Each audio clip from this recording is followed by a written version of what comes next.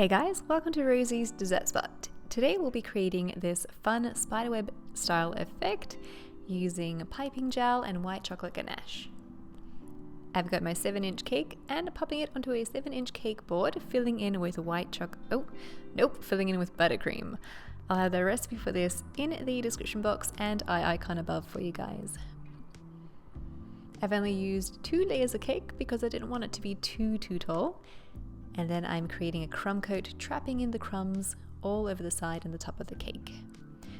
I recommend going on with 2 layers so you have a crumb coat and a final coat. However, in the video I only did the crumb coat really thick. Kind of wishing I had gone on with a second layer again because you can see through to that little strip of crumbs on the side there. But anyway, we made that the back of the cake. Into a saucepan, I'm going in with some water, sugar, glucose syrup, and cornstarch. You can combine the whole thing all together on the stove on medium heat. I've switched to a whisk to make it much easier and to ensure I don't get any lumps. And continue to whisk on medium heat for about 5 minutes until you get a little something that looks like this.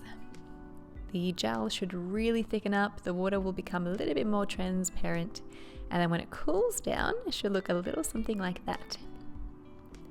As it continues to cool, it will thicken even more, so I recommend maybe making your white chocolate ganache straight afterwards.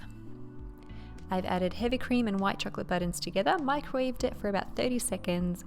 I'll give it a stir, put it in for another 30 seconds, and then continue mixing until all your chocolate has melted. Add white gel food color, stir it in, divide into a separate bowl and add red gel food color. Pour it into a container that you can use to easily pour the ganache over your chocolate. I've started with the white and then poured in the red over the top. Also add white gel food color to your gel. Even if you're going to color it something different, I still highly recommend that white base to make sure that it's super opaque and you can't see through it once it's on the cake. I stirred in black gel food color.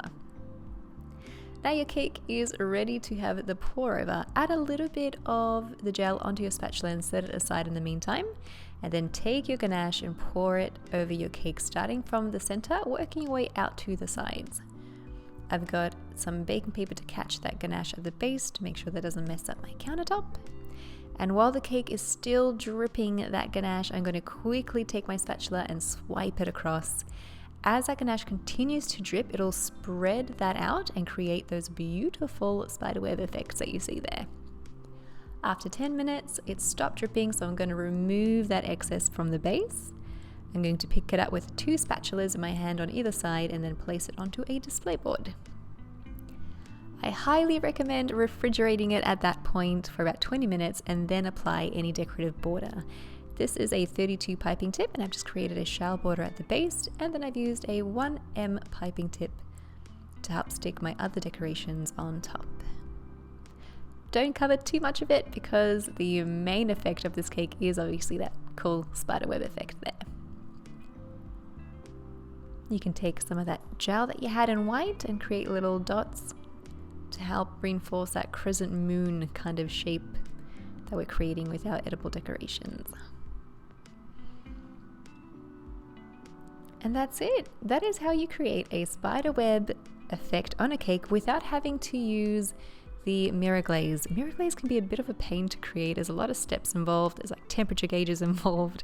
This is so basic, so easy, and you can do it in a few minutes. I really hope you guys enjoyed this video and give it a go.